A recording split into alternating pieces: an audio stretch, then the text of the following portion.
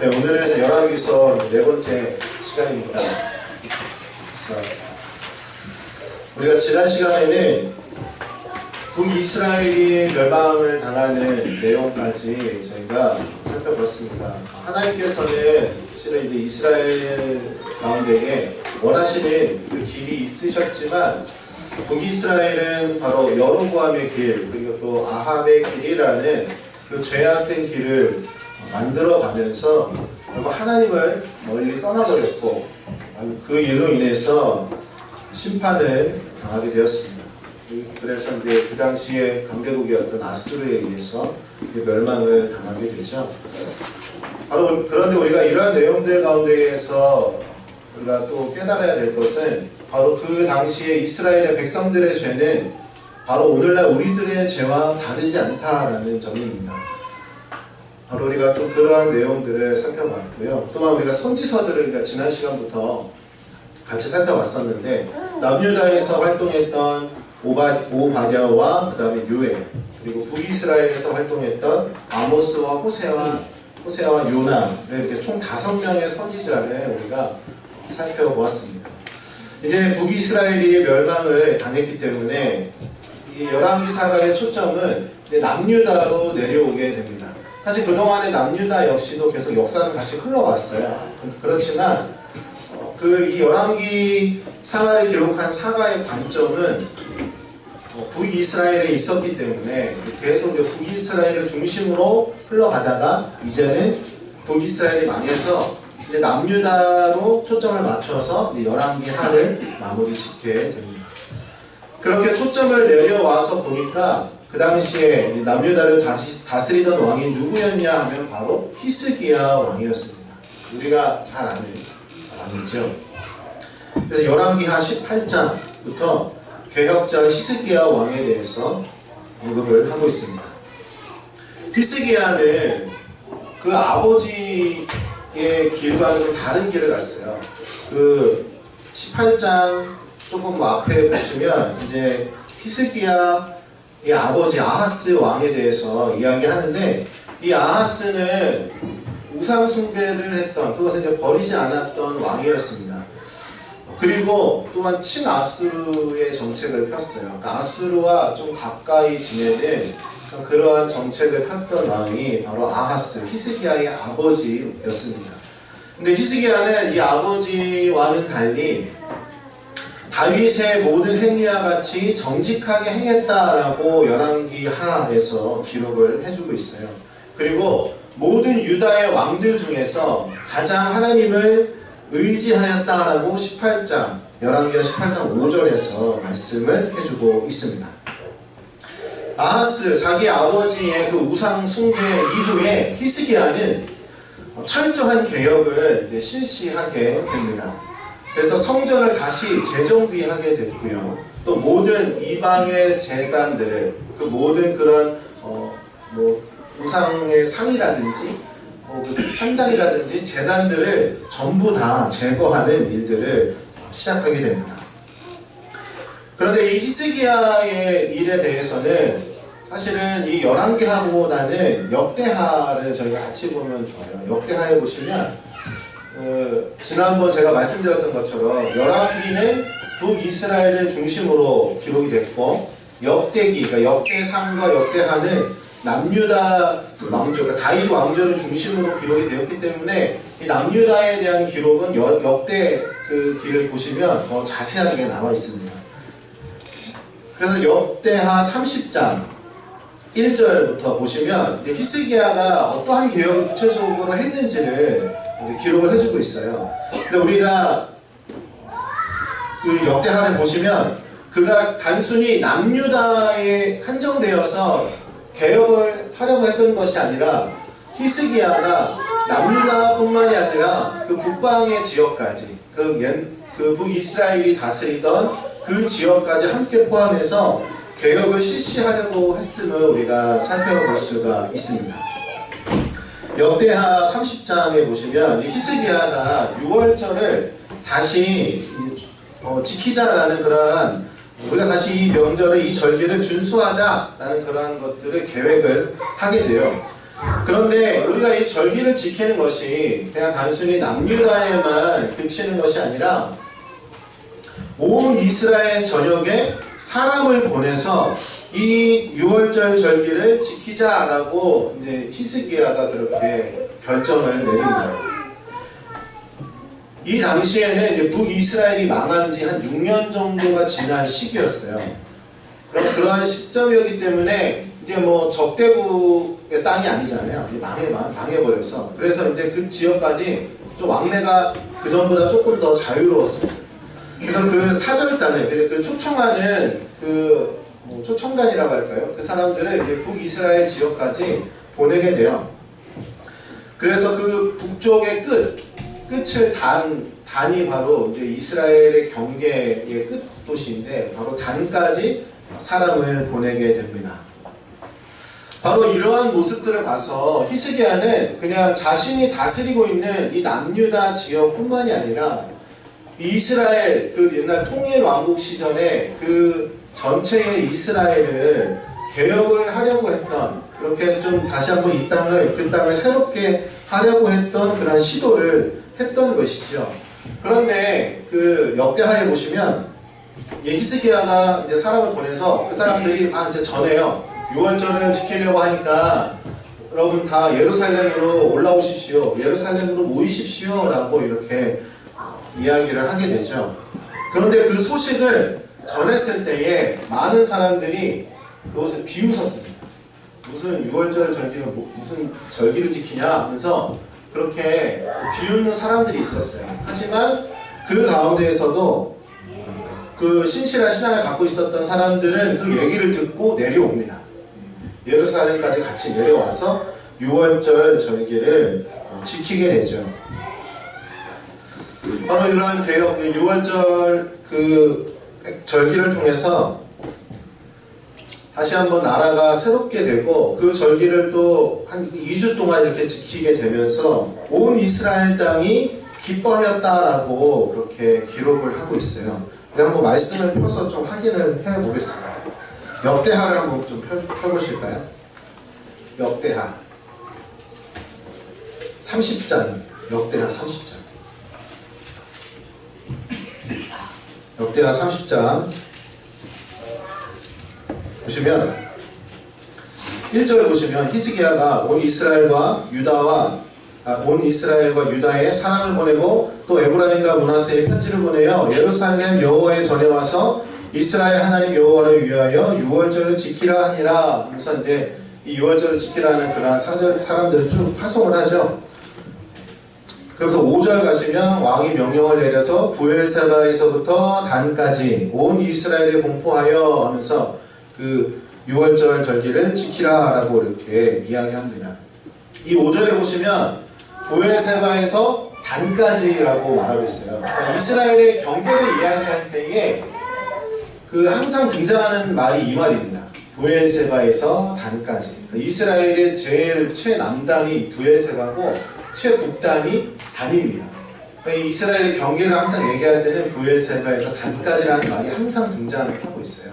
그러니까 이스라엘 전역으로 6월절 지키라는 그런 명령을 이제 내리게 되죠. 10절에 보시면 보발군이 에브라임과 므낫세 지방 각 성읍으로 두루 다녀서 스불론까지 이르렀으나 사람들이 그들을 조롱하며 비웃었더라.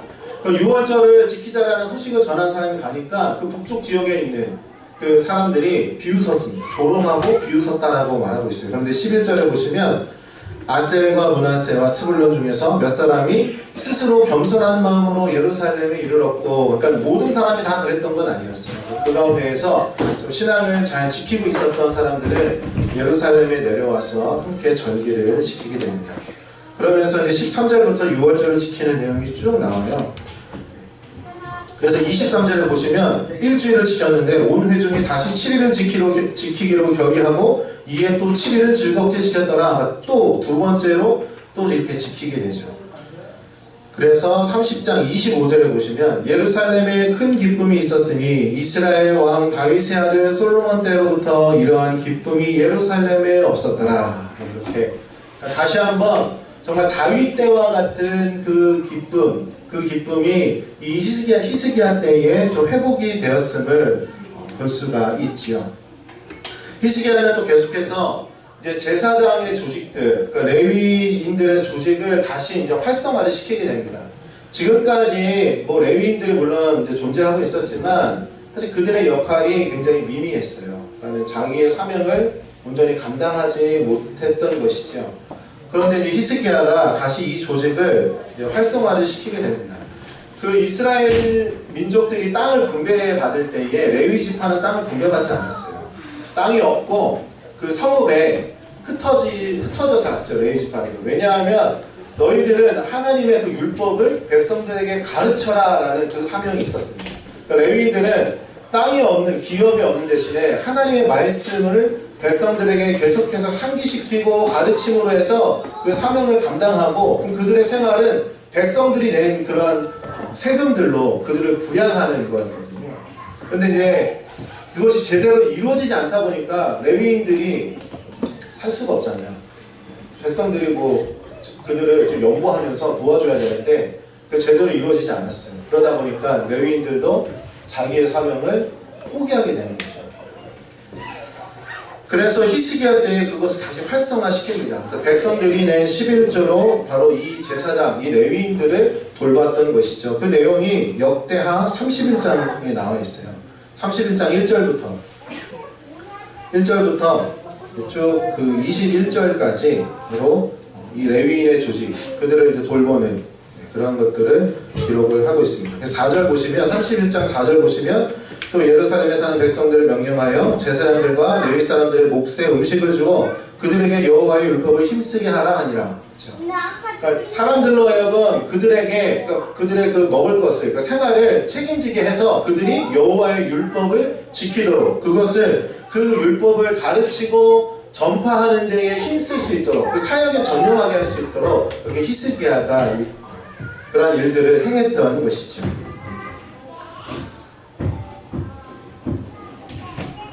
우리가 세 번째로 히스기야 왕에서 살펴볼 것은 바로 두 번째로 볼 것은 아수르와의 관계에 대해서 볼 필요가 있습니다. 아까 앞에서 말씀드렸던 것처럼 그 히스기야의 아버지였던 아하스 왕을 그 아수르와 친하게 지내는 그런 정책을 펼치게 됐어요. 근데 이거에 대해서 이사야가 계속해서 그렇게 하면 안 된다라고 얘기했지만 아하스는 말을 듣지 않았죠. 그런데 히스기야는 반아수르 정책을 펼치게 됩니다. 아수르는 북이스라엘을 멸망시켰고, 그래서 그들의 이제 초점은 북이스라엘을 멸망시켰으니까 그 밑에 있는 땅인 이 남유다까지 넘보게 됐어요. 그런데 히스기야가 그들과 또 이제 반목하는 관계였기 때문에 더 좀 그 땅에 대한 그 마음이 그 아수르 왕은 좋지가 않았던 것이죠. 바로 히스기야가 자신의 그 아버지와 달리 좀 자신들에게 돌아섬으로 인해서 아수르 왕이었던 사네립 왕은 이제 유다로 이제 쳐들어오게 됩니다. 역대하에 보시면, 역대하에서는 이 아수르의 위협에 히스기야와 이사야가 함께 기도함으로 그 아수르를 물러가게 했다라고 그렇게 역대하에서는 기록을 하고 있지만, 열왕기하에서는 이것을 조금 더 구체적으로 그런 구체적인 정황들을 기록을 해주고 있어요. 역대기는 사실 그 다윗 왕을 모델로 하고 있기 때문에 그 다윗 왕조를 모델로 한다고 말씀드렸잖아요. 그래서 조금 좀 치부라고 할까요? 그 다윗 왕조의 좀 치부에 관한 내용들이 좀 많이 빠져 있어요. 그 다윗 왕이 밧세바를 취한 사건이 역대기에서는 빠져 있습니다. 역대기에서는 언급을 하고 있지 않고요. 그리고 솔로몬이 열왕기에서는 말년에 좀 그런 타락하는 내용들이 나오잖아요. 역대기에서는 그 부분이 빠져 있어요. 그리고 뭐 다른 어떤 좀 그런 좀 불리한 그런 내용들을 이렇게 의도적으로 조금 제외시킨 것을 볼 수가 있습니다. 아수르 왕이 이제 유다에 쳐들어왔을 때에 히스기야 왕은 이제 항복을 하게 돼요. 상대가 되지 않았기 때문에. 그래서 이 아수르 왕에게 이제 왕이 원하는 대로 이제 뭐 하겠습니다. 요구 조건이 뭡니까? 라고 하죠. 근데 사내립의 요구가 무엇이었냐면 조공을 바치는 것, 돈을 바치는 게 이제 그 이야기를 해요. 열왕기하 18장. 열왕기하 볼까요? 열왕기하 18장 13절 보시면 13절에 히스기야 왕 제14년에 아수르 왕 사네립이 올라와서 유다의 모든 견고한 성읍들을 쳐서 점령하매 이렇게 나오죠. 그러면서 히스기야 왕이 아수르 왕에게 이르되 내가 범죄하였나이다. 나를 떠나 돌아가셔서 왕이 내게 지으시는 것을 내가 당하리이다. 왕의 요구 조건을 들어주겠습니다. 이렇게 이야기를 하게 돼요. 그때 이제 아수르 왕이 요구하는 게 은 300달란트와 금 30달란트를 정하여 히스기야에게 내게 한지라 라고 기록을 하고 있어요. 그래서 이것을 맞추기 위해서 히스기야가 정말 성전과 왕궁에 있던 은과 금을 다 끌어모으게 됩니다. 그래서 성전에 입혔던 금박도 다 벗겨내요. 그것도 다 벗겨내서 그걸 맞춰서 바치게 되는 그런 내용을 기록을 하고 있죠. 그런데 이것에 또 사네립이 만족을 하지 못했어요. 만족하지 못해서 그 3명의 부관, 자기의 부하들과 많은 군대를 또 보내서 위협을 가합니다. 그때 그 신하 중에 한 명 그 랍사게가 있잖아요. 랍사게가 그 여호와 하나님을 완전 조롱하는 내용이 나오죠. 그러면서 야 히스기야 왕이 하나님이 너희 지켜줄 거다, 우리나라 아무 일 없을 거다라고 하지만 웃기지 마라. 그 하나님 어디 있느냐? 이렇게 그 여호와 하나님을 엄청 그 조롱을 하는 내용이 나오죠. 18장에서 그 내용들을 쭉 기록을 하고 있습니다. 근데 18장 21절에 보시면 그 이 랍사게가 상한 갈대 지팡이 애굽을 의지한다 라고 하면서 히스기야를 조롱하는 내용이 나와요. 그러니까 이 당시에 아수르는 최강대국이었습니다. 그래서 이 아수르에 대항하는 이 이스라엘이 속한 지역에 이런 조금 소규모들의 나라들이 있었어요. 이 나라들이 동맹을 맺은 거예요. 아수르에 대항하는 반아수르 동맹을 맺었습니다. 근데 처음에 히스기야는 여기에 그 이사야의 충고를 듣고서 이 동맹에 가담하지 않았어요. 가담하지 않았지만 결국에 그 이사야의 반대쪽, 이사야를 대적하는 그 무리가 또 있었거든요. 그 무리들이 계속 간청하는 것 때문에 그래서 결국에는 그 동맹에 가담을 하고 맙니다. 그 일 때문에 아수르가 다시 왔던 거예요. 그 동맹에 가담한 일로 인해서. 그런데 그 동맹 중에 애국도 껴 있었습니다. 애국 왕이. 근데 그 당시에 애국은 예전에는 물론 강대국이었지만 아수르에 비해서는 힘을 전혀 못 쓰던 나라였어요. 그러니까는 랍사게가 지금 그것을 지적하고 있는 거예요.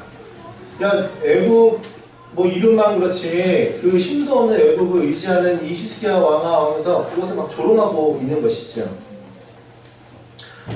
그래서 이 아수르는 이 동맹국들을 먼저 공격을 합니다. 주변에 동맹국들을 공격해서 그 땅을 정복해 나가죠.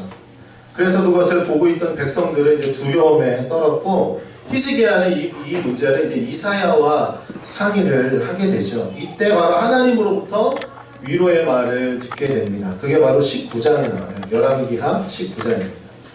열왕기하 19장 7절에 보시면 6절부터 말하죠. 여호와의 말씀이 너는 아수르 왕의 신복에게 들은 바 나를 모욕하는 말 때문에 두려워하지 말라. 내가 한 영을 그의 속에 두어 그로 소문을 듣고 그의 본국으로 돌아가게 하고 또 그의 본국에서 그에게 칼에 죽게 하리라 하셨느니라 하더라.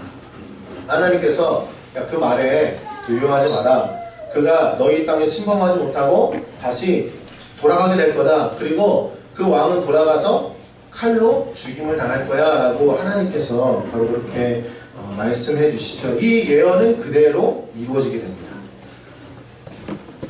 이 성경에서는 이제 기록을 자세히 하고 있지는 않지만 이제 아수르가 그래도 이렇게 유다 쪽으로 왔다는 이 동맹국들을 위협하고 있다는 소식을 들으니까 애굽에서 군대를 파견해요. 애굽에서 군대를 보냅니다. 그래서 그 애국 군대가 동맹을 도우러 온다는 소식을 듣고서 사네립은 예루살렘으로 직행하지 않고 이제 다른 도시로 방향을 돌리게 돼요. 그들과 애국과 전쟁하기 위해서 방향을 돌리게 됩니다. 그래서 19장, 열왕기하 19장 8절에 보시면 랍사게가 돌아가다가 아수르 왕이 이미 라기스에서 떠났다함을 듣고 림나로 가서 아수르 왕을 만났으니 왕이 거기서 림나와 싸우는 중이더라. 9절에 아수르 왕은 구스 왕 디르하가가 당신과 싸우고자 나왔다함을 듣고 다시 히스기야에게 사자를 보내며 이르되 라고 했잖아요. 이 부분이 지금 애국과 싸우는 장면이에요. 그런데 지금 구스라고 말하고 있죠. 구스 왕 디르하가. 근데 이 구스는 정확하게 얘기 말하면 지금 에티오피아지요. 그러니까 조금 더 그 이집트, 지금 애굽이 이집트잖아요. 그러니까 이집트보다 조금 더 밑에 있는 나라가 이제 에티오피아 구스인데, 왜 구스라고 칭했냐면 당시에 애굽 왕의 혈통상으로 따졌을 때 이 에티오피아 지역 사람이었던 거예요. 그래서 디르하가가 사실 애굽 왕이었지만 그를 구스 왕이라고 이렇게 지금 이야기를 그렇게 표현을 한 것으로 보고 있습니다. 바로 이러한 상황 가운데에서 방금 9절에 보시면 히스기야에게 사자를 보내면서 편지를 같이 보내게 됩니다. 사내립이 다시 협박 편지를 보내는 거예요. 그 협박 편지를 받은 히스기야는 하나님 앞에 기도하게 됩니다. 그게 바로 19장 14절부터입니다. 19장 14절 보시면 히스기야가 사자의 손에서 편지를 받아보고 여호와의 성전에 올라가서 히스기야가 그 편지를 여호와 앞에 펴놓고 기도하여 이르되 하면서 15절부터 쭉 기도하는 장면이 나오죠. 이 히스기야의 기도를 들으신 하나님께서는 이사야에게 그 말을 전하라고 하십니다. 그래서 하나님의 말씀을 받은 이사야는 히스기야에게 가서 이스라엘 땅의 남유다가 아수르에게 점령당하지 않을 것이다 라는 그러한 메시지를 이제 전하게 되죠. 실제로 하나님께서는 직접 그 아수르를 치셔서 18만 5천 명을 죽이셨다라고 기록하고 있어요. 그게 바로 19장 35절입니다. 19장 35절부터 보시면 여호와의 사자가 나와서 아수르 진영에서 군사 18만 5천 명을 친지라 아침에 일찍 일어나 보니 다 송장이 되었더라. 성경에서는 이 엄청난 대군을 하나님이 치셔서 끝난 것으로 말하고 있지만 이것에 대한 기록을 한 사람이 있어요. 그러니까 그리스 역사가 중에 헤로도투스라는 사람이 있었습니다. 헤로도투스라는 사람이 이것을 기록했는데 이 군대가 멸망한 방법을 기록을 했어요. 뭐냐면 들쥐들이 사내립의 군대를 습격을 해서 그들의 무기, 화살통과 화살 그리고 방패 등을 다 갉아먹었다라고 그렇게 헤로도투스가 기록을 한 것이 있습니다. 그래서 이것은 이제 하나님께서 바로 그 쥐를 사용하셔서 그 역병을 일으키는 방법을 사용했다라는 것을 의미한다라고 해요. 그래서 이것이 뭐 정확하다, 정확하지 않다라고 뭐 우리가 판단하기 좀 어려울 수는 있지만 그래도 이 성경의 기적에 대한 좀 간접적인 확증으로 바로 이 헤로도투스의 기록이 사용되고 있습니다. 바로 이렇게 하나님께서는 그 아수르의 위협으로부터 이제 이 남유다를 지켜주시게 되죠. 우리가 또 세 번째로 볼 것은 바로 또 생명 연장을 호소한 히스기야. 그런데 그가 그 연장을 요구하는 것은 타당했다라는 것을 좀 그 부분을 살펴봤으면 좋겠습니다. 우리가 히스기야 하면 물론 개혁의 왕으로 우리가 또 기억을 하고 있지만 제일 사실 유명한 것은 그의 생명을 연장받은 게 사실 제일 유명하죠. 그래서 이거 보고 기도하면 하나님이 더 장수시켜주십니다. 뭐 이렇게 많이 쓰이기도 하지만 사실은 히스기야가 하나님 앞에 생명을 더 자신의 생을 연장해달라는 타당한 이유가 분명히 있었어요. 이 내용은 열왕기 한 20장에서 기록을 하고 있죠. 그가 이제 죽을 병에 걸렸다는 것을 이사야가 전해주게 됩니다. 그래서 왕은 죽습니다. 병 낫지 못하고 왕은 반드시 죽으실 겁니다. 라고 이사야가 전하게 됩니다. 그 소식을 들은 이 히스기야는 이제 자신의 생명을 연장시키기 위해서 하나님 앞에 정말 통곡하며 기도하게 되죠. 그가 단순히 오래 살고 싶어서 내가 이 젊은 나이에 죽어야 되나, 그 이유 때문에 하나님 앞에 생명을 연장시켜달라고 호소했던 것이 절대로 아닙니다. 이유를 두 가지로 볼 수가 있어요. 첫 번째는 무엇인가 하면 바로 그에게 왕위를 이을 후사가 당시에 없었어요. 히스기야의 아들이 므낫세거든요. 근데 므낫세는 자기 아버지와 다르게 남유다 역사 가운데에서 최고의 악을 행했던 왕입니다. 히스기야가 자녀 교육을 조금 잘 못했던 것 같아요. 그런 걸 보면. 그런데 그 당시에 이 히스기야가 죽게 될 것이라는 이 말을 전달받았을 때는 므낫세가 아직 태어나기 전이었어요. 므낫세가 왕이 된 시기가 언제냐면 바로 21절이죠. 21절에 보시면 므낫세가 왕이 될 때에 나이가 12세라라고 하고 있죠. 근데 히스기야가 생명을 연장받은 횟수가 15년이에요. 그렇죠? 15년. 그러니까 3년 뒤에 생명을 연장받고 난 뒤 3년 뒤에 므낫세가 태어난 겁니다. 그러니까는 그 죽게 된다는 선고를 받았을 때는 그 아들이 후사를 이을 사람이 없었던 것이죠. 바로 그러한 이유도 있었고, 두 번째는 이 히스기야가 죽게 된다는 그때가 바로 국가적인 위기 상황이었어요. 히스기야가 통치한 기간은 총 29년을 통치를 했습니다. 그런데 이 중에서 15년을 연장받았잖아요. 그러니까 이 선고받은 때가 언제냐면 통치 14년 때겠죠. 히스기야가 다스린 지 14년째 되는 해였습니다. 그런데 그 14년 때에는 아수르 왕 사네립의 침공을 앞두고 있거나 바로 직전 상황이거나 이미 진행 중인 상황이었어요. 그것을 바로 그 열왕기하 18장에 보시면 13절에서 말하고 있어요. 13절 보시면 히스기야 왕 제14년에 아수르 왕이 쳐들어왔다라고 하고 있어요. 그러니까 이 죽을 거라는 선고를 받은 때와 아수르 왕이 쳐들어오는 시기가 같이 맞물려 있던 것이죠. 그러니까는 히스기야 왕은 자기가 죽으면 이 나라가 어떻게 될 것이다 라는 것을 분명히 알고 있었어요. 그러니까 지도자였기 때문에 내가 죽으면 하나님 이 나라는 그들의 밥이 되고 맙니다. 이 나라를 지켜달라고. 그러니까 자기를 살려줘서 이 나라를 지켜달라고 그렇게 히스기야는 하나님 앞에 기도했던 것이죠. 왕으로서 하나님의 그 언약을 지키기 위해서 그 왕위를 이어나가려 했던 그 마음과 그리고 백성을 보호하려고 했던 그 히스기야의 마음을 이 기도에서 우리가 좀 살펴볼 수 있는 것이죠. 하나님께서는 바로 그 마음의 중심을 보셨고 그에게 15년이라는 시간을 더 허락해 주시게 됩니다. 그래서 그 징표를 주시잖아요. 그래서 해 그림자를 10도 뒤로 이렇게 물러가게 하시는 그러한 징조를 그에게 보여주신 분에 서 그 일이 진짜로 일어날 것이다, 약속이 될 것이다 라고 보여주시게 됩니다. 이랬던 히스기야였지만 하나님 앞에 정말 올바르게 행했고 그 하나님의 말씀대로 살려고 했던 히스기야였지만 그 역시도 사람인지라 실수를 범하게 되죠. 그의 실수에 대한 내용은 20장 12절부터 기록을 하고 있습니다. 20장 12절에 보시면 그가 이제 히스기야가 병들었다가 나았다라는 소식을 이제 듣게 돼요. 그러면서 이제 바벨론 왕이 그 축하 사절단이라고 할까요? 그 회복을 축하하는 그러한 사절단을 그 남유다로 보내게 됩니다.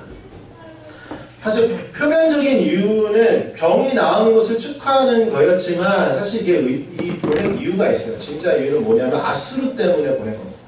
그 당시에 이 바벨론이 아수르를 나중에 이제 점령하고서 멸망시키고 남유다까지 멸망을 시키게 되는 건데 그 당시에 바벨론은 아수르에 비하면 작은 나라였어요. 어찌됐건 뭐 계속 아수르와 싸우고 있던 상황이었습니다. 바로 그러한 상황이었기 때문에 바벨론 입장에서 아수르를 대항하는 세력으로 이쪽 지역의 나라들과 같이 하면 더 아수르를 괴롭히면 좀 더 우리가 잘 할 수 있겠다라는 생각을 갖고 있었던 거예요. 그래서 그 남유다와의 원만한 관계를 위해서 이 사절단을 파견을 했던 것이죠.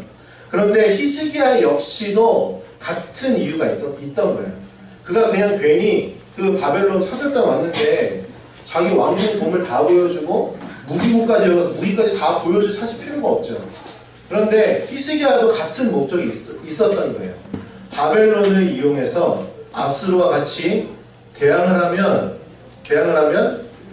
이 좀 더 나라를 잘 지킬 수 있겠다라는 그러한 계산이 히스기야에게 있었던 것이죠.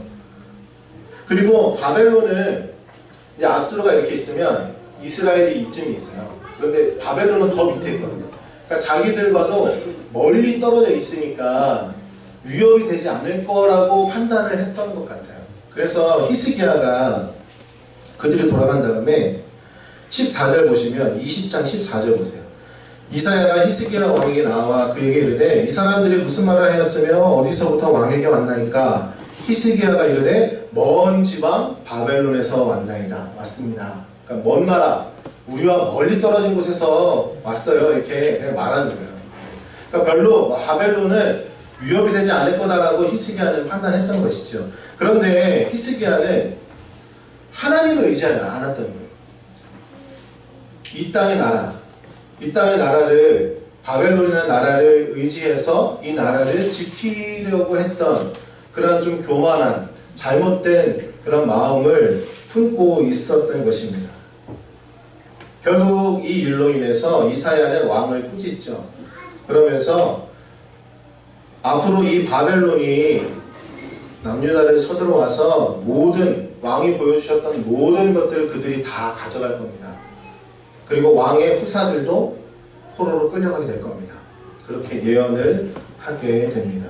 이 말은 130년 후에 130년 후 바벨론 왕 느부갓네살 2세가 왕위에 올랐을 때에 남유다를 멸망시킴으로 해서 실현이 되었던 것이죠. 어떤 이들은 히스기야가 이 사건 이후에 이사야의 말을 듣고 하는 말이 있어요. 넘겨보시면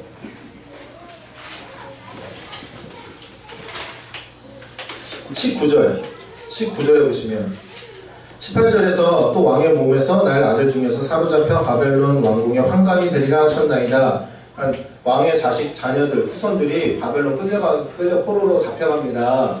그렇게 말하니까 19절에서 히스기야가 이렇게 말하죠. 당신이 전한 바 여호와의 말씀이 선하니이다 하고 또 이르되 만일 내가 사는 날에 태평과 진실이 있을진데 어찌 선하지 아니하리요 하니라.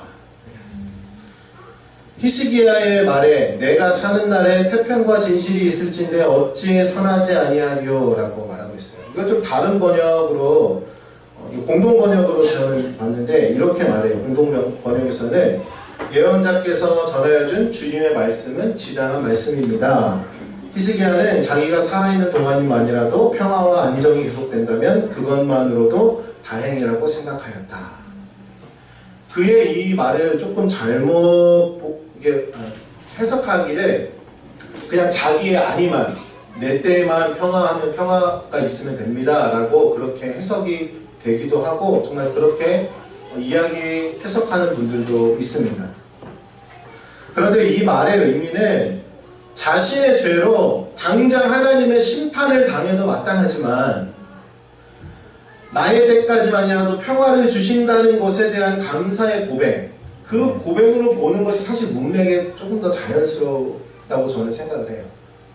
왜냐하면 히스기야의 발병과 회복 그리고 이 바벨론 사절단이 방문한 시기는 그 열왕기하 18장 13절 아수르 왕이 침범하기 이전의 상황입니다. 이전의 상황이에요. 이 발병한 시기는.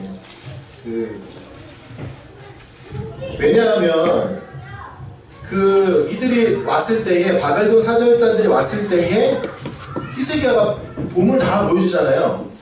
근데 아수르 왕이 다 가져갔잖아요. 그 요구해가지고 은 300과 금 30달라고 해가지고 정말 성전에는 금박까지 다 뜯어서 준 상황에 그 이후에 바벨론 사절단이 왔다면 보여줄 수가 없죠. 갖고 있는 게 없잖아요.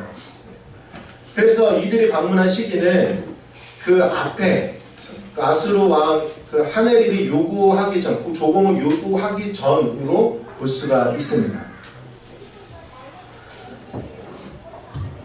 그런데 이 사절단 방문 이후 이사야로부터 받은 예언에 대해서 그가 회개를 했기 때문에 그가 이제 잘못했다라는 것을 바로 이 말을 통해서 19절 말씀이 그가 하나님 앞에 그런 회개함을 통해서 그래서 19장 이후에 히스기야의 모습을 보면 이사야로부터 충고를 듣죠. 그가 회개하지 않았다면 이사야 충고를 들을 필요가 없었겠죠. 그리고 또 사네립의 그 협박 편지를 받고 19장에 보시면 어떡합니까? 그 성전에 올라가서 편지 펴놓고 하나님 앞에 기도하잖아요. 그 히스기야가 15절부터 19절까지 기도하는 내용을 보시면 그가 무엇을 보고서 기도하고 있는지를 알 수가 있어요. 뭐냐면 바로 하나님의 약속을 붙들고 그가 기도하고 있는 거예요. 이스라엘 하나님이 누구신지를 히스기야는 분명히 알고 그 하나님 앞에 호소하고 있는 기도가 바로 15절부터 19절의 기도입니다. 그리고 이후에 아수르가 하나님께서 침공하지 않을 거다라고 얘기해 주셨잖아요. 그러면 그 말씀도 그가 믿고 그것을 확신했죠. 그가 회개하지 않았다면 그냥 내 때만 평안하면 됐습니다 라고 했다면 그의 이러한 모습들과 조금 흐름상 맞지가 않는 거죠. 그래서 그가 이 말이 그냥 자기 안위만을 따진 말이 아니라 하나님 앞에 내 때까지만이라도 이 나라를 평안하게 해주심에 감사하다는 고백으로 보는 것이 흐름상으로 좀 더 자연스럽다고 저는 생각을 합니다. 네. 이 두 가지를 이렇게 해석을 하고 있어요. 그러니까 지금 저처럼 해석하시는 분들도 있고 말씀드린 것처럼 그냥 자기 안위만을 생각하는 말이다라고 그렇게 해석하는 그런 관점도 있습니다. 마지막으로 히스기야 왕 마지막으로 한 번 더 보기 원하는 것은 이제 히스기야의 기타 업적들을 이제 마지막에 열왕기하에서 언급을 하고 있어요. 열왕기하 20장 20절에 보시면 히스기야의 남은 사적과 그의 모든 업적과 저수지와 수도를 만들어 물을 성원으로 끌어들인 일은 유다왕 역대지략에 기록되지 아니하였느냐. 여기에서는 지금 그냥 간단하게 이야기를 하고 있고요. 또 역대하에서도 이 내용을 기록하고 있어요. 역대하 32장 30절에서도 이 일에 그 물을 성 안으로 끌어들인 사업에 대해서 이제 기록을 해주고 있습니다. 이게 무엇인가 하면 히스기야가 기혼샘이라는 게 있었어요. 그냥 이제 예루살렘의 그 샘물이죠. 근데 이 기혼샘은 성 밖에 있습니다. 성 밖에 있었는데 이 기온 물길이 이제 그 이스라엘 성 쪽으로 이렇게 흐르는 줄기가 있고 또 다른 데로 흘러가는 줄기가 있었어요. 근데 그 이스라엘 쪽으로 흘러오는 줄기도 흘러와서 고이는 물도 성 밖에 있었습니다. 그런데 이거를 다른 데로 가는 물길을 막고 성 안으로 그 물이 들어올 수 있게 수로를 판 거예요. 수로를 파가지고 그 어디로 있냐면 실로암으로 그것을 잇게 됩니다. 실로암으로 그 수로를 딱 이어가지고요. 그래서 그 기온샘물이 성 안으로 들어오게 해서 나중에 적군이 예루살렘 쳐들어왔을 때 이제 성벽을 둘러싸잖아요. 그러면 그때에 만약에 그 수로가 안 돼 있으면 물을 성 밖에 있으니까 원래 물을 길러 밖으로 나갔어야 돼요. 근데 포위됐을 때는 물을 쓸 수가 없잖아요. 그렇게 되면 바로 그렇기 때문에 적군이 쳐들어왔을 때에 적군들이 물을 못 쓰고 오히려 그 성 안에서 방어하고 있는 백성들은 편리하게 물을 쓰게 하기 위해서 히스기야가 이 터널 공사를 했던 것이죠.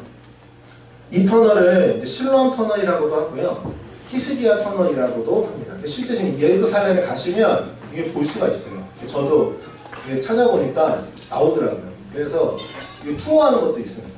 그 수로 폭은 되게 좁아요. 폭은 되게 좁고 천장은 되게 높은데 한 60cm 정도? 그러니까 한 사람 딱 지나갈 수 있는 정도. 그래서 물도 깊은 곳은 허벅지까지, 낮은 데는 발목까지 해서 그 물이 기온샘에서부터 정말 쭉 흘러가가지고 그 실로암까지 딱 이르는, 그게 길이는 약 530m 정도 됩니다.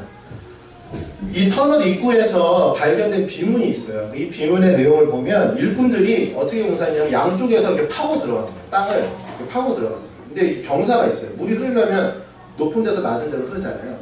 그러니까 일직선이 아님에도 그것을 이렇게 파고 들어간 거예요. 그 당시에 그래도 그 기술력이 좀 상당했음을 알 수가 있죠. 그 비문에서 기록하고 있는 게 뭐냐면 우리가 양쪽을 파고 들어가다가 중간 지점에서 만났다. 그 내용이 그 실로암 터널 비문에 기록이 되어 있다라고 합니다. 그리고 백성들을 위해서 또 이러한 수로 사업을 또한 벌였던 왕이 히스기야 왕입니다. 이 히스기야의 때에 우리가 같이 볼 선지자들이 있어요. 바로 그 두 명인데 누군가 하면 이사야와 바로 미가 선지자입니다. 이사야는 너무나 유명한 선지자죠. 이사야는 그가 언제 사역을 시작했냐면 이사야서 6장에 보시면 그 우시야 왕 말기에 사역을 시작하게 됩니다. 열왕기하에서는 누군가 하면 바로 열왕기하에서는 뭐라고 얘기하냐면 아사랴라고 말하죠. 아사랴.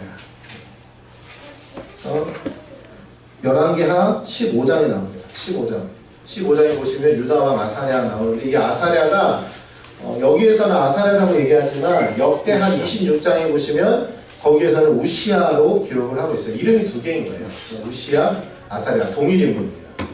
제가 여러분 그거 표 받으셨잖아요. 거기에도 보시면 우시야라고 써있고 가로 안에 아사랴라고 써있어요. 이 이사야는 우시야 왕 때에 그 말기 때부터 사역을 시작했습니다. 그리고 히스기야 통치 이후에도 살았다라고 보고 있어요. 이사야서 37장 38절에 보시면 그가 아수르 왕이었던 사네립의 죽음을 언급하고 있다라는 것. 아까 19장에서 35절에 아수르 왕이 그 대군이 죽잖아요. 그러고서 36절에 보시면 아수르 왕 사네립이 떠나 돌아와서 니느웨에 거주하더니 하면서 니스록 신전에서 경배할 때에 신하들이 그를 칼로 죽였다라고 기록하고 있어요. 근데 이게 그 대패를 하고 나서 바로 죽은 게 아니에요. 이 조금 텀 기간이 있습니다. 그러니까 이 사네립이 죽은 때는 히스기야 왕이 죽은 지 5년, 히스기야 왕이 죽고 나서 5년 뒤에 사네립이 죽어요. 이렇게 죽음을 맞이하게 된 거예요. 그런데 이 사네립의 죽음을 이사야도 기록을 하고 있다라는 것. 그리고 이사야가 히스기야의 남은 행적들을 또한 기록하고 있다라는 점에서 그가 히스기야보다 조금 더 살았음을 알 수가 있어요. 왜냐하면 왕이 살아있는 동안에는 그 왕의 행적을 기록하는 것이 가능하지 않았거든요. 그러니까 죽은 다음에 그 왕의 그 전대 왕의 행적을 일반적으로 그렇게 기록을 했거든요. 그렇기 때문에 이사야가 히스기야가 죽고 난 뒤까지 조금 더 살았을 것으로, 그러니까 므낫세 왕이 다스리는 시기까지 좀 더 겹쳐서 사역을 했다라고 보고 있습니다. 그리고 이런 연대들을 따져서 이사야의 사역 기간이 약 60년 정도 사역을 했던 것으로 보고 있어요. 이사야가 어떻게 죽느냐 하면 이거는 이제 전설로 내려오는 이야기인데, 므낫세가 우상 숭배를 하잖아요. 그러면서 자기에게 반대했던 사람들을 다 죽입니다. 열왕기하에서도 기록을 하고 있는데, 바로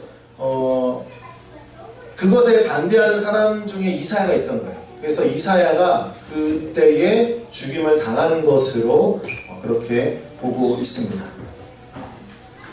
이사야는 자신이 아모스의 아들이자 여선지자와 결혼해서 두 아들을 두었다라고 그 이사야서에서 밝히고 있어요. 결혼해서 두 아들이 있다라는 것은 이사야서에 보시면 8장 3절. 한번 펴볼까요? 이사야서 8장 3절.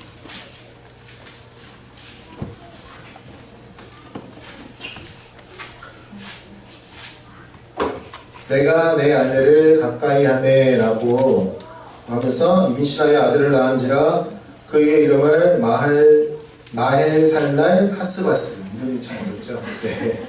아들이라고 지었다라고 하는데, 여기에서 내 아내라고 쓰이는 단어가 네비아라는 단어를, 히브리어의 단어를 써요. 근데 이 단어의 뜻이 뭐냐면 여선지자라는 뜻입니다.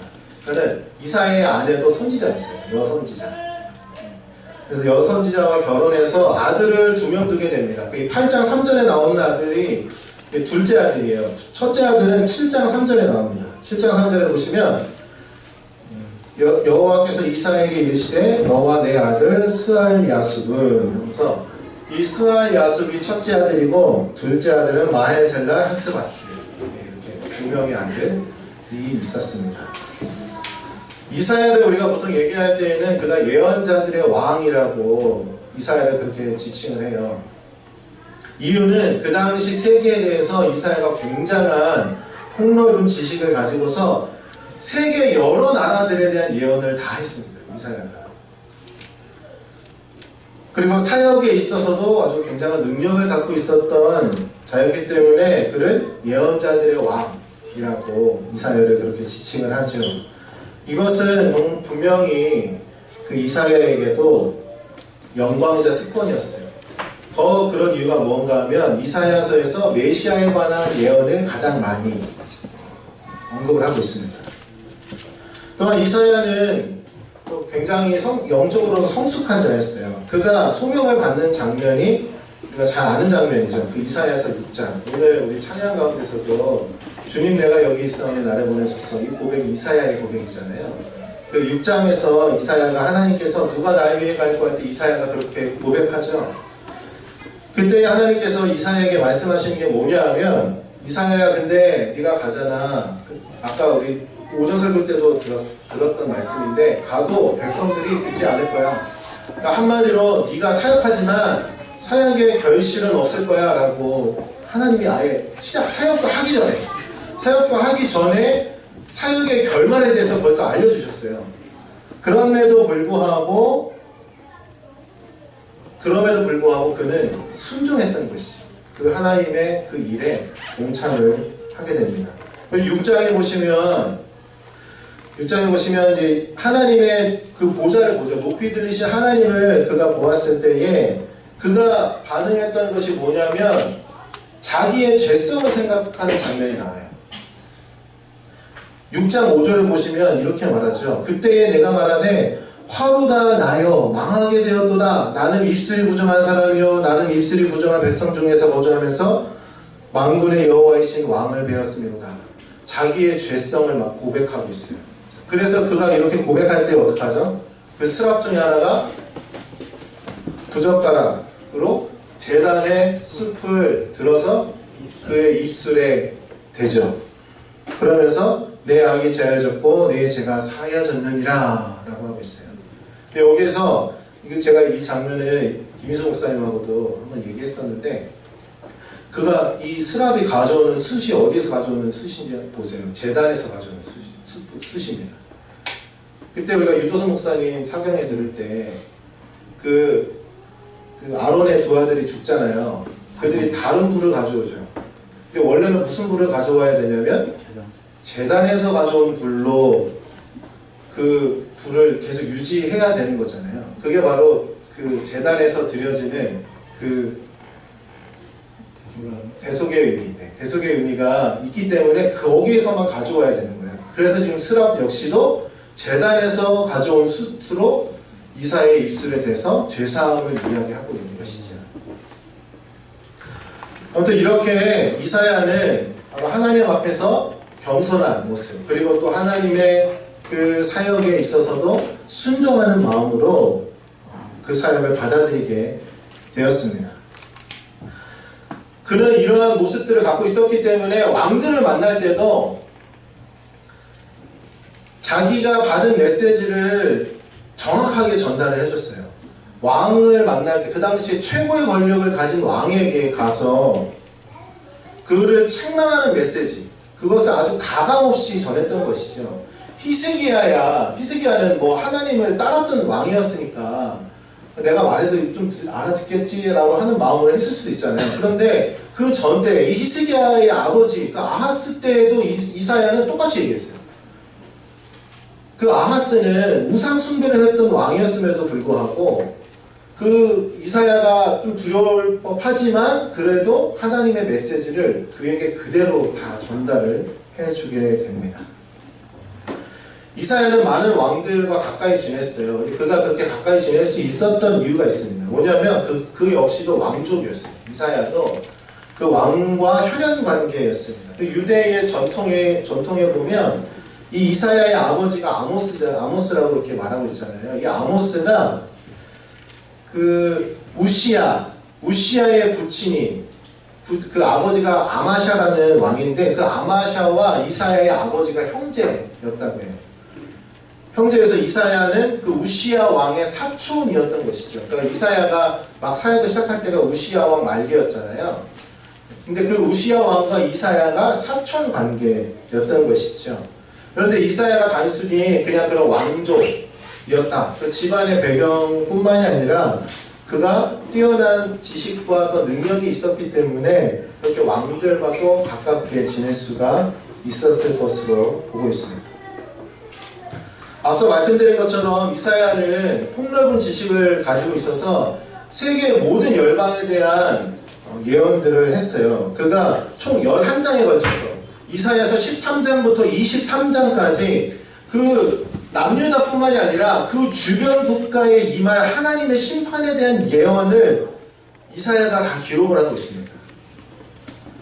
동쪽으로는 바벨론과 아수르, 그 남서쪽으로는 애국과 구스까지 포함해서 그 주변의 나라들이 어떻게 될 것인지 아주 자세하게 기록을 하고 있어요.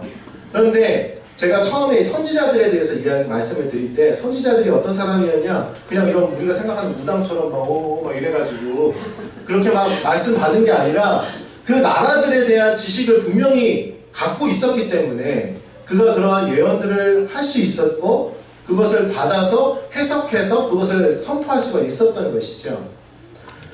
바벨론에 대한 얘기는 13장부터 볼 수가 있어요. 이사야서 13장부터 14장 23절까지 보시면 바로 바벨론에 어떠한 심판을 당할 것인지 그 내용을 기록하고 있고, 또 14장에서 아수르, 블레셋, 15장에서 모압, 그리고 17장에서 다메섹, 18장에서 구스, 또 19장에서 20장까지 애국, 그 다음에 또 21장에 가서는 바벨론과 에돔과 아라비아의 끝이 어떻게 될 것인지, 또 예루살렘이 어떻게 될 것인지, 또 23장에서는 두로가 어떻게 될 것인지. 두로는 저희가 그때 아하방 볼 때 그 베니게 그쪽 지역이었죠. 페니키아라고 말씀드렸잖아요. 그 누구죠? 그 이세벨의 나라, 시돈과 두로, 그쪽이 이세벨의 나라였다고 말씀드렸는데 그 나라까지 어떻게 될 것인지, 바로 이 주변의 모든 나라들의 끝이 어떻게 될 것인지를 이사야가 다 예언을 했다라는 것이죠. 그는 예언자였기 때문에 당장 가까운 시절에 지금 예언한 게 아니에요. 아까 히스기야에 대해서 예언할 때도 유다가 바벨론에서 멸망하게 될 것이다 라고 예언한 게 그게 몇 년 후에 이루어졌어요. 130년 뒤에 이루어진 일을 이사야가 그때 히스기야한테 예언을 한 거예요. 이사야가 굉장한 식견을 가지고서 그 하나님의 그 말씀을 받고 그것을 해석해서 선포했다는 것이죠. 또 우리는 이 이사야서를 사실 번역본으로 보고 있어서 잘 못 느끼고 있지만, 이게 원서로 이사야서를 보면 이사야가 굉장한 그 문학적인 표현들을 이사야서에서 보이고 있다고 합니다. 그의 어떤 표현 방법들, 문학적인 표현법들이 좀 그가 많은 좀 지식을 쌓은 사람, 그러니까 이러한 좀 일반인의 지식 수준을 넘어서서 그가 왕족이라고 했잖아요. 그러니까 아무래도 좀 더 학문들을 좀 더 많이 접하게 됐었겠죠. 그가 아무튼 그 많은 쌓았던 그 수많은 지식들을 가지고서 이사야서를 이렇게 잘 기록을 했다는 것입니다. 이사야서는 우리가 크게 세 부분으로 나눌 수가 있어요. 1장부터 35장, 일반적으로 1장에서 35장까지는 좀 심판 메시지를 계속 선포하고 있습니다. 그러면서 36장부터 39장의 말씀은 이제 역사적인 기록, 그러니까 역대기 열왕기에서 기록하고 있는 사건들을 이 이사야서 36장에서 39장에서도 좀 동일하게 기록을 하고 있어요. 그래서 좀 겹쳐지는 내용들이 많이 나와 있어요.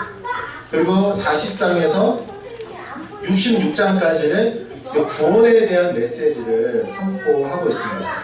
이 선지서들의 공통적인 메시지가 혹시 뭐였는지 기억하시나요? 선지서들의 공통적인 메시지, 심판하시나 구원하시나, 이게 바로 모든 선지서들의 좀 공통적인 메시지인데 이사야도 이제 그러한 맥락을 갖고 있습니다.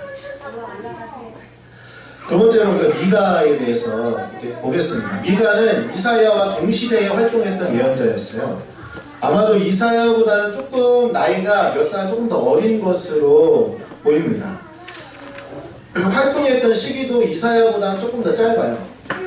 미가는 우시아에 대해서 미가는 언급을 하고 있지 않습니다. 그런 걸로 봐서 이사야보다는 조금 늦게 사역을 시작하는 것으로 보이고, 또 그 사내립의 침입에 대해서 그것에 대해서 또 미가는 언급하고 있지가 않아요. 그런 걸로 봐서는 또 이사야보다는 조금 더 사역을 일찍 끝낸 것으로 보고 있습니다. 미가가 이 히스기야 때에 사역을 했다라는 사실은 미가서뿐만이 아니라 그것을 또 언급하고 있는 그 예언서가 있어요. 예레미야서에서 미가를 언급합니다. 예레미야서 26장 18절에서 19절에 보시면 미가가 히스기야 시대 때 예언 활동을 하고 있는 것으로 언급을 하면서 예레미야가 미가서 3장 12절 말씀을 인용을 하고 있어요. 바로 그런 내용들로 봐서 이제 그가 히스기야 때에는 활동을 확실하게 한 것으로 말하고 있습니다. 이 미가의 고향은 예루살렘이 아니고 그 예루살렘에서 약 30km 정도, 동남서쪽으로 30km 정도 떨어진 도시가 있었는데 바로 모레셋이라는 도시였습니다. 이 도시는 조금 아마도 시골이었어요. 시골 동네. 그런 동네에서 미가가 활동을 시작했습니다. 그렇지만 이 성읍은 좀 작은 도시였지만 그 당시에 그 남북 교역로로 통하는 그 국제적인 그런 좀 교역이 일어나는 그 도로 근처에 도시가 있었어요. 그래서 그가 좀 그런 국제적인 다른 나라들에 대한 소식을 또 쉽게 또한 접할 수가 있었습니다. 특별히 미가는 북이스라엘에 대한 좀 관심을 갖고 있었고 또 거기에 대한 지식을 좀 갖고 있었어요. 그 이유가 뭐냐면 바로 아모스 선지자의 좀 영향을 미가가 받게 되었습니다. 아모스의 고향이 남유다였어요. 그 남유다의 고향이 드고아인데 드고아라는 도시는 이 모레셋이라는 도시에서 멀리 떨어져 있지 않습니다. 되게 가까이 붙어 있습니다. 근데 그 아모스는 남유다 그 드고아 출신이지만 그가 활동했던 지역은 북이스라엘에서 활동했다고 했잖아요. 베델에서 활동했어요. 베델이 어떤 도시죠? 그 금송아지 났던 도시잖아요. 그 여로보암이 단하고 베델에 금송아지 놓잖아요. 그 중에 하나, 그 도시에서 아모스가 활동을 했는데, 그래서 그 아모스와 이 미가가 조금 교류가 있던 것으로 보입니다. 바로 그 아모스를 통해서 미가 역시 좀 북이스라엘에 대한 그런 정보들을 자주 접촉을 했던 것이죠. 그런데 미가는 그 모레셋 자기 동네에만 머물지 않고 조금 순회하면서 사역을 했어요. 그 미가서를 보면 우리가 알 수가 있습니다. 예를 들면 그가 그 본거지가 예루살렘인 그 미가서에서 뭐 그 지도자들을 지적하는 내용들이 나오는데, 거짓 예언자, 예루살렘에서 활동하는 거짓 예언자들에게 백성들을 그들이 유혹한다. 그 미가서 3장 5절에서 7절에 보시면 바로 그런 예루살렘에 있는 그 지도자들을 지적하는 그런 내용을 말해주고 있습니다. 그리고 또한 아까 예레미야가 미가를 언급한다라고 말씀드렸잖아요. 그런데 사실 예언자들이 다른 예언자를 언급하는 경우가 거의 없어요. 특별히 이제 예레미야는 또 미가하고 동시대 사람도 아니고요. 약 한 1세기, 정확하게 한 80몇 년? 그 정도의 좀 시간차가 있습니다. 그러니까 그 80년 뒤에 활동하는 예레미야가 미가를 언급했다라는 것은 조금 특별한 경우인 것이죠. 바로 그것은 이제 예레미야는 예루살렘에서 활동을 했잖아요. 그러니까 미가가 예루살렘과 그 근처에서 자주 출몰을 하고 그곳에서도 나타나 사역을 했기 때문에 미가에 대한 언급을 예레미야가 하고 있다라고 보고 있는 것이죠. 그래서 미가가 그냥 단순히 고향에서만 활동한 것이 아니라 여러 지역을 다니면서 예루살렘까지도 가서 그런 활동들을 했다라고 보고 있습니다. 그래서 미가서는 똑같아요. 1장부터 3장 심판에 대한 내용들을 쭉 이야기하고 있습니다. 특별히 좀 미가서 한번 보시면 좀 안타까운 표현들이 많이 있어요. 미가서 1장 9절에 보시면 한번 볼까요?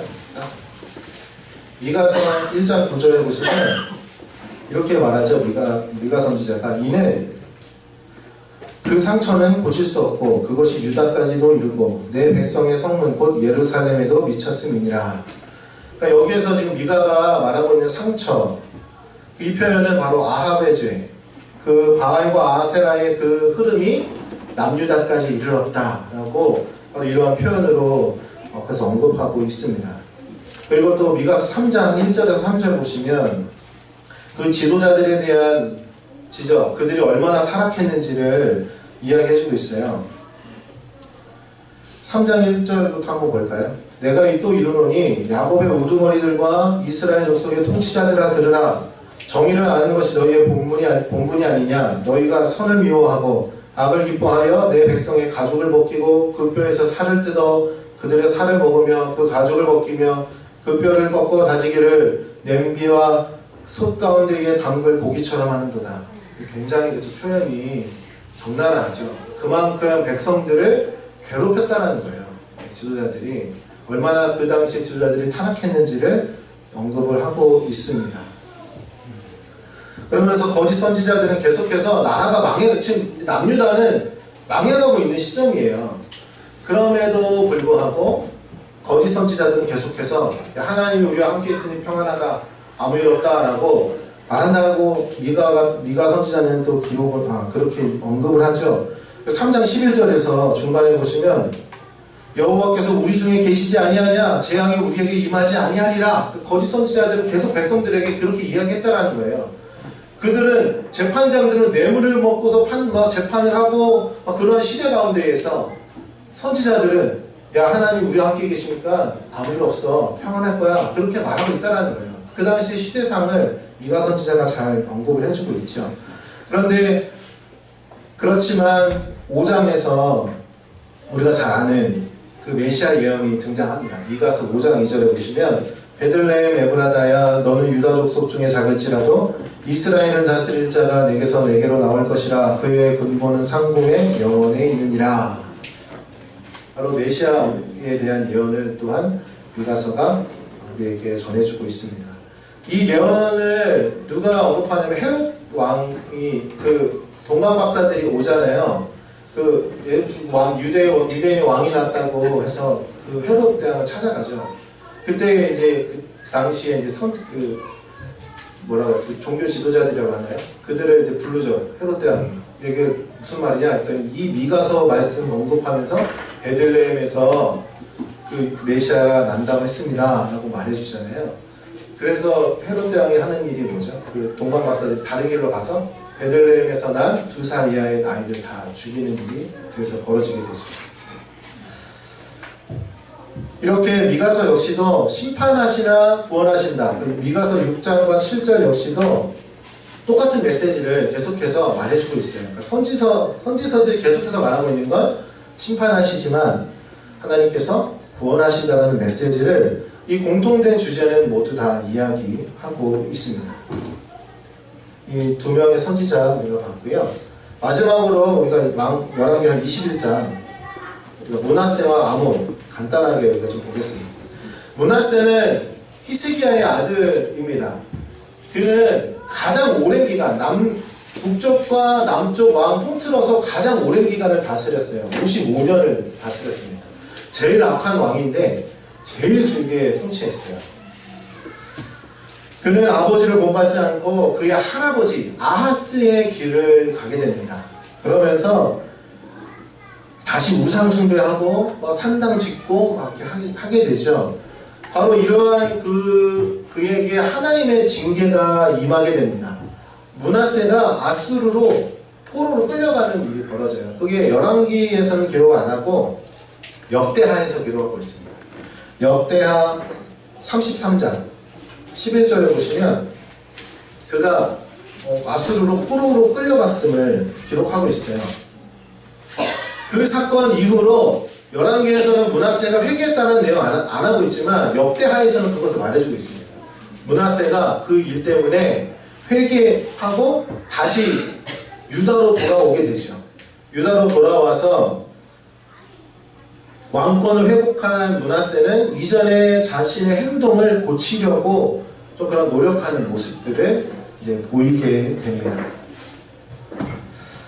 근데 이 므낫세를 이어서 므낫세의 아들 아몬이 이제 아버지를 이어서 통치를 하죠. 2년을 다스리게 됩니다. 아몬은. 근데 아몬은 자기 아버지 므낫세가 말년에 므낫세가 다시 돌아와서 조금 하나님의 뜻대로 하려고 했던 것이 그 55년의 통치 기간 중에 좀 말년에 해당해요. 그러니까 약 4년 전, 5년 전부터 이제 그가 돌아와서 다시 이제 좀 하나님의 뜻대로 하려고 했다라고 이렇게 말을 하고 있는데 그 아버지가 말년에 하려고 했던 계획을 이어받지 못하고 다시 우상 숭배를 하게 됩니다. 그래서 아몬은 좀 비참한 죽음을 맞이하죠. 그래서 열왕기 하에 보시면 열왕기에 볼까요? 열왕기가 21장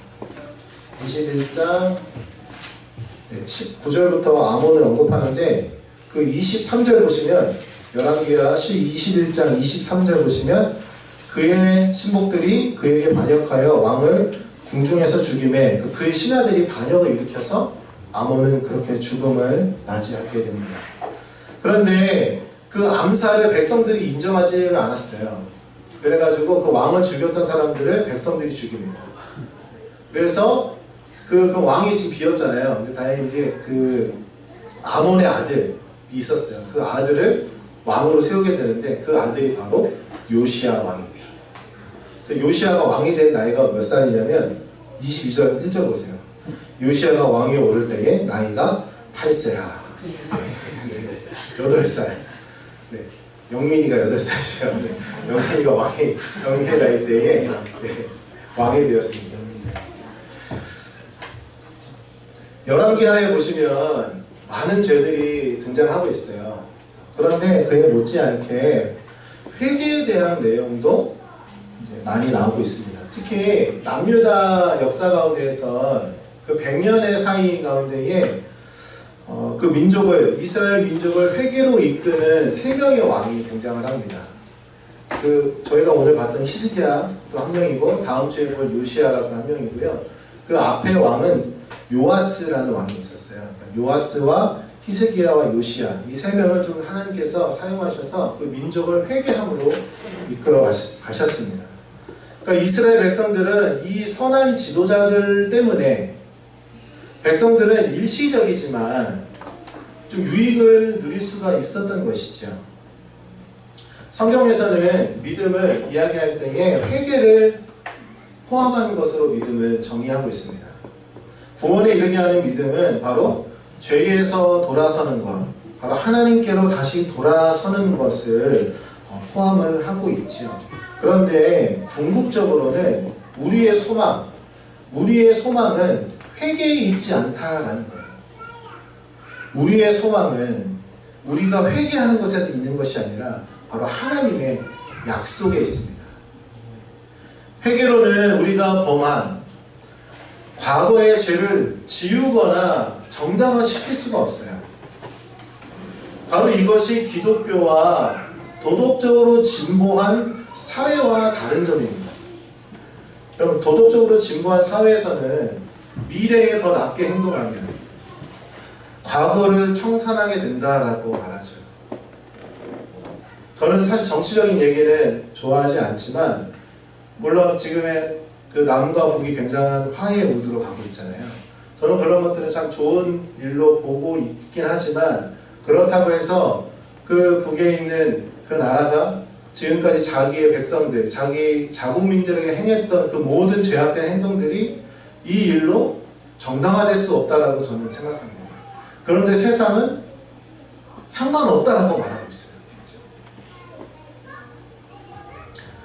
그러나 여러분, 그것은 오류입니다. 더 낮게 행동한다라는 것은 선한 것이죠. 그렇지만 더 낮게 행동한다고 해서 나쁘게 행하는 것이 없던 일이 되는 것은 아닙니다. 성경은 우리가 하나님께 죄를 범했고 그 죄는 우리가 생각하는 것보다 훨씬 더 심각하다라고 말해주고 있어요. 그래서 우리가 죄사함을 받을 수 있는 것은 오직 예수 그리스도의 그 무한한 속죄 제사만이 우리의 죄에 대한 하나님의 진노를 완전히 만족시킬 수 있다라고 말씀하고 있습니다. 이렇게 우리는 오직 하나님의 약속으로만 소망을 가질 수가 있다라는 것이죠. 우리가 보고 있는 이 열왕기 하에서 볼 수 있는 것은 궁극적으로 그 하나님의 마음을 얻는 방법, 그것은 백성들이 잘하고 못하고 있지 않다라는 거예요.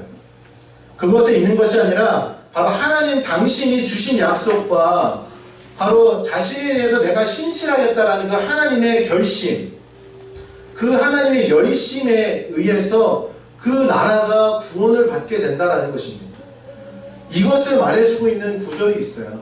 열왕기하를 한번 볼까요? 열왕기하 19장입니다. 열왕기하 19장 31절에 보시면 하나님께서 그 아수르에게 보호받을 것이라는 그 말씀을 주시는 장면에서 이렇게 말씀하세요. 31절에 30절부터 제가 보겠습니다. 유다 족속 중에서 피하고 남은 자는 다시 아래로 뿌리를 내리고 위로 열매를 맺을지라. 남은 자는 예루살렘에서부터 나올 것이요 피하는 자는 시온산에서부터 나오리니 여호와의 열심이 이 일을 이루리라 하셨나이다 하니라. 남은 자들, 예루살렘으로 돌아오는 자들은 그 백성이 잘해서가 아니라 하나님의 열심으로 하나님이 이루시겠다라고 그 약속에 하나님께서 주셨던 그 약속을 근거해서 하나님께서 그렇게 하시겠다라고 말씀해 주시는 것이죠. 여호와의 열심이 남은 자와 피하는 자가 있게 하시는 것입니다. 바로 이 하나님의 약속은 죄로부터의 자유를 약속하고 있기 때문에 우리가 붙들어야 할 유일한 소망이 되고 있습니다. 이 하나님의 약속의 말씀이 없으면 우리는 소망이 없어요. 우리가 교회로서 여기에 있을 이유도 없습니다. 그러나 하나님의 약속이 있다면 아무리 가혹한 상황 가운데 있다고 해도 우리에게 소망이 있습니다. 유다가 징계 가운데 있을 때에도 그들을 다시 회복시키신 것은 그 회개함 너머에 있는 하나님의 약속, 하나님의 열심이셨음을 기억하시면서 바로 그 약속은 오늘날 우리들에게도 동일하게 주어지고 있다는 것을 믿고 확신하시는 우리 모든 성도님들이 되시기를 소망합니다. 기도하겠습니다.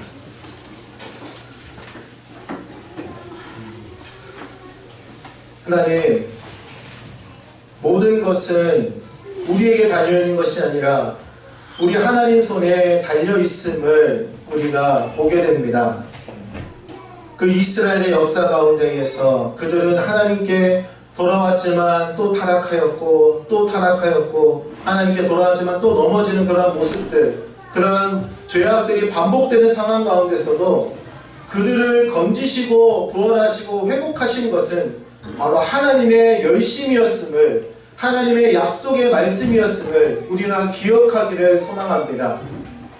오늘날 우리가 살고 있는 이 시대도 동일하게 바라보게 해주시고 우리가 이 땅 가운데에서 소망을 품을 수 있는 것은 사람에게 있는 것이 아니라 오직 하나님의 그 약속의 말씀에 있음을 믿고 그 약속의 말씀을 붙들고서 우리 하나님 앞으로 나아갈 수 있는 모든 믿음의 성도들 될 수 있도록 하나님 인도하여 주시옵소서. 감사드리며 거룩하신 예수 그리스도의 이름으로 기도드립니다. 아멘.